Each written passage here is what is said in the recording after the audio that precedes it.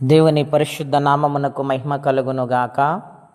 ప్రియులారా, ప్రభునామన మీ అందరికీ వందనములు. దేవుని వాక్యము ధ్యానిందాము. కీర్తనల గ్రంథం 34వ అధ్యాయము 4వ వచనం. నేను యెహోవా యొద్ద విచారణ చేయగా ఆయన నాకు ఉత్తరం ఇచ్చెను. నాకు కలిగిన భయములన్నిటిలో నుండి ఆయన నన్ను తప్పించెను. ప్రియమైన దేవుని బిడ్డలారా, ఈ ఉదయకాల సమయంలో పరిశుద్ధాత్మదేవుడు మనందరితో మాట్లాడునుగాక. చదవబడిన ఈ లేఖనాల్లో దావీదు ప్రాణభయముతో పారిపోయి అబీమెలెకు దగ్గర ఎర్రివాని వలె చేష్టలు చేస్తూ తన చర్యను మార్చుకున్నట్లుగా ఈ లేఖనాల్లో మనం చూస్తూ ఉన్నాం. ఎందుకు అటువంటి స్థితికి ఆయన వెళ్ళాడు? గొలియాతు లాంటి వ్యక్తిని సంహరించినవాడు దేవుని యొక్క నామమును బట్టి తనకంతకు ఎందుకు కష్టం వచ్చింది అని ఆలోచన చేస్తే సౌలు తరుముతూ ఉన్నాడు. ఇశ్రాయేలు దేశములు ఏ ప్రాంతంలో ఉన్నా వెతుక్కుంటూ వెళ్ళి చంపేయాలనుకుంటూ ఉన్నాడు సౌలు. గనుక ప్రాణభయముతో పారిపోతూ ఉన్నాడు దావీదు. ఆయన దేవునికి మొర్రపెట్టి ప్రార్థిస్తూ ఉన్నాడు. నేను ఆయన యొద్ద విచారణ చేస్తూ ఉన్నాను.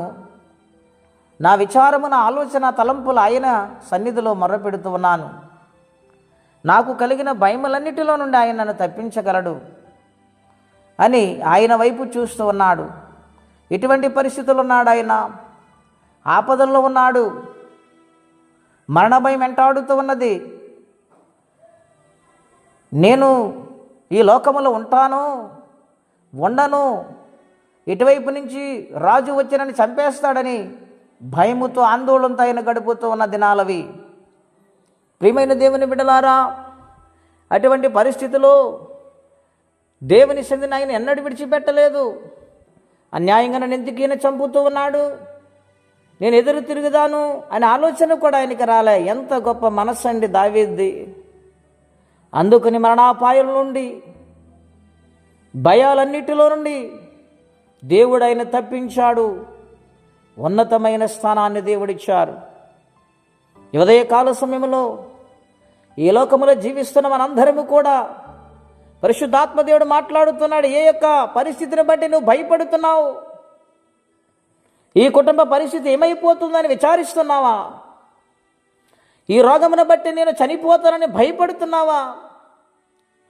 ఈ అప్పుల బాధ నుండి నేను విడుదల పొందలేని పరిస్థితులు గుండా ప్రయాణము చేస్తూ ఉన్నాను అని భయమేస్తుందా? అయితే ఉదయకాలము దేవుడు మాట్లాడుతూ ఉన్నాడు.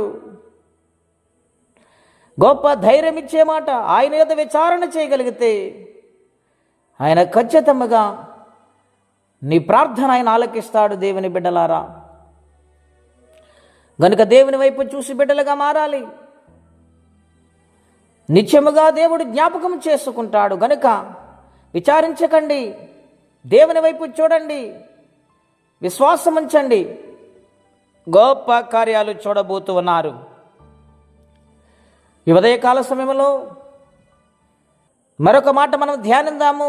ఎవరో చెప్పగా 12 సంవత్సరాలు రక్తస్రావంతో బాధపడి తన కలిగిన సమస్తాన్ని పోగొట్టుకొని వేదన పడుతున్న సమయంలో, విచారిస్తున్న సమయంలో ఎవరో చెప్పగా యేసు ప్రభు ఈ మార్గాన్ని వస్తూ ఉన్నాడు అన్నప్పుడు వెంటనే ఆమె ధైర్యముతో తన శక్తినంతను కూడగట్టుకొని ఆయనను చూడాలని ఆశ, ఆయన ముట్టుకోవాలని ఆశ, ఆమె జీవితంలోన్న ఆ బలహీనతను విడుదల పొందాలని విశ్వాసముతో ఎదురు చూస్తుండగా యేసు ప్రభు వారు ప్రయాణమై వస్తూ ఉన్నారు. ఆమె కొరకే వస్తున్నాడండి. ఈరోజు నీవు దేవుని సన్నిధిలో యథార్థమైన రీతిలో విచారించగలిగితే నీ కొరకు ఆయన రాబోతూ ఉన్నాడు. నీ సమస్యను పరిష్కరించుటకు ఆయన సిద్ధముగా ఉన్నాడు. ఆమె అనేక మంది ప్రజల మధ్య నెట్టుకుంటూ ముందుకు వెళ్ళిపోతూ ఆమె వస్త్రపు చెంగు ముట్టింది. ఆశ్చర్యరీతిగా దేవుడు స్వస్థపరిచారు. ఆమె భయాన్ని నుండి, ఆమె బాధ నుండి నివారణ పొందింది. కారణం దేవుని సన్నిధిలో ఆమె విశ్వాసము కలిగి జీవించింది.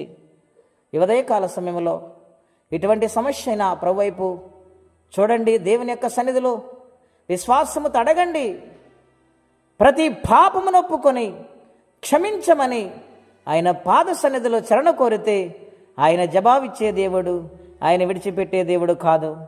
కాబట్టి ఆయన వైపు చూద్దాం. అట్టి కృపా తీర్మానం పరిశుద్ధాత్మదేవుడు మనందరికీ దయచేయునుగాక. ప్రార్థన అండి.